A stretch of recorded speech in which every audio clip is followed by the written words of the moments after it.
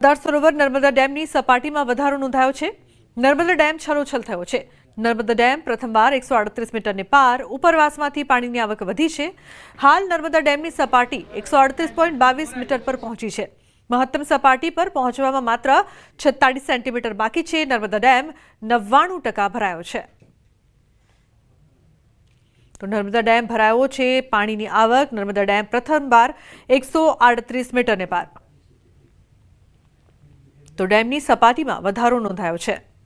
ગીર સોમનાથના વેરાવળ બંદર પર અનેક બોટનો ખડકલો જોવા મળી રહ્યો છે।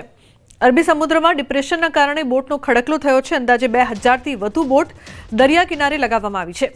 વેરાવળ બંદર પર 3 નંબરનું સિગ્નલ લગાવાતા બોટો પરત બોલાવાઈ છે।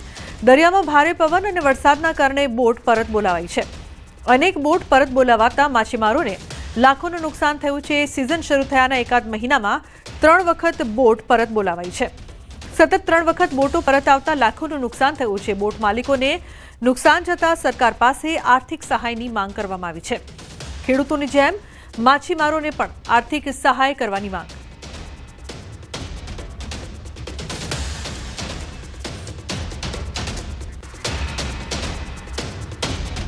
તો સતત 3 વખત બોટ પરત આવતા લાખોનું નુકસાન થઈ રહ્યું છે।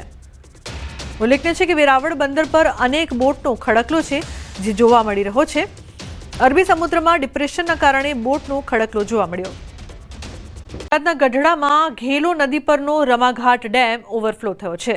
ચોમાસાની સિઝનમાં ચોથી વખત ડેમ ઓવરફ્લો થયો છે। ઉપરવાસમાં ભારે વરસાદ થતા નવા નીરની આવક। ડેમ ઓવરફ્લો થતા નીચાણવાળા ગામોને તેનો ફાયદો થશે।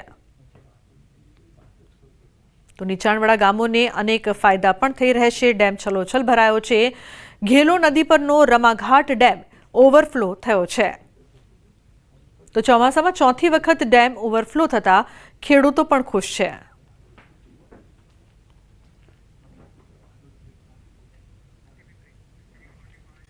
સાબરકાંઠામાં વરસાદી માહોલ છવાયો છે। હવામાન વિભાગની આગાહી વચ્ચે વાતાવરણમાં પલટો આવ્યો છે। હિંમતનગર શહેર અને આસપાસના ગ્રામ્ય પંથકમાં હળવા વરસાદી ઝાપટા છે। હિંમતનગર, હડિયોલ, ગઢોડા, કેશરપુરા, ગાંભોઈ, કરણપુર, સુરજપુરા સહિતના ગ્રામ્ય પંથકમાં વરસાદી ઝાપટા। મગફળીના પાકમાં નુકસાન જવાની ભીતિ। તો વરસાદી વાતાવરણ વચ્ચે ખેડૂતો ચિંતિત બન્યા છે। હવામાન વિભાગની આગાહી છે। આગામી 7 દિવસ રાજ્યમાં વરસાદની આગાહી કરવામાં આવી છે। રાજ્યના કેટલાક જિલ્લાઓમાં આજે ભારે વરસાદની સંભાવના રહેશે। વેલમાર્ક લો પ્રેશર અને 2 મોન્સૂન ટ્રફના કારણે રાજ્યમાં વરસાદ। આગામી 3 દિવસ સૌરાષ્ટ્ર અને કચ્છમાં ભારે વરસાદની શક્યતા। રાજકોટ, કચ્છ, પોરબંદર, જૂનાગઢ, ગીર સોમનાથ અને દીવમાં યલો એલર્ટ છે। વીજળીના કડાકા ભડાકા સાથે વરસાદની આગાહી કરવામાં આવી છે। તો આગામી 4 દિવસ માછીમારોને દરિયો ન ખેડવાની સૂચના। અમદાવાદમાં હળવાથી મધ્યમ વરસાદની આગાહી।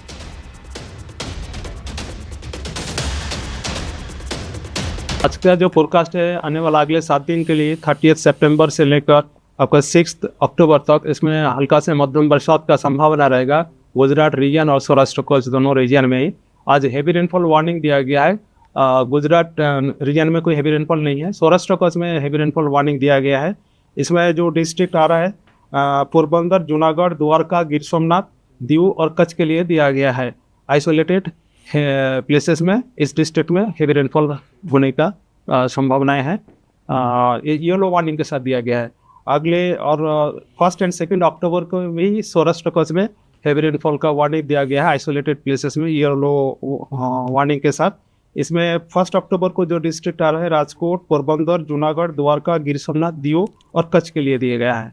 और थंडरस्टॉर्म वार्निंग अभी गुजरात रीजन में अगले 2 दिन के लिए दिया गया है और सौराष्ट्र कच्छ में अगले 3 दिन के लिए दिया गया है। इसमें thunderstorm with lightning speed 30 to 40 kilometre speed के साथ दिया गया है।